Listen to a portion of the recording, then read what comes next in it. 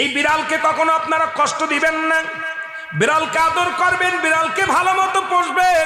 বিড়াল যদি কোনো জাতির জন্য দোয়া করে, কোনো গৃহস্থর জন্য দোয়া করে, ওই সংসারের মধ্যে উন্নতি শুরু হয়ে যায়। ওই সংসারের মধ্যে আর এক নাম্বার হলো, যে ঘরে বিড়াল থাকে সেই ঘরে জিন আসতে পারে না, জিন বাস করতে পারে না। আর একটা ঘোষণা শুনেন, নবীজি বলে গেছেন, যে ঘরের মধ্যে বিড়াল ছানা বাস করে ওই ঘরের মধ্যে জিন জাতি প্রবেশ করতে পারে না। তাহলে ছোট ছোট মাসুম বাচ্চাগুলো যে ঘরের মধ্যে থাকে, মুসলমান অনেক সময় জিনের আশ্রয় পড়ে যায়, অনেক সময় জিনে আসর করে, ওই ঘরের মধ্যে জিনে আসর করে।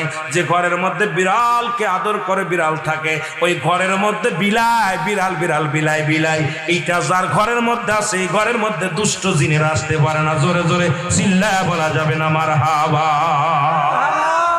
একবার নবী সুলাইমান আলাইহিস সালাম শুনতে পাইলেন পাশের বাড়িতে একটা কুকুরকে কষ্ট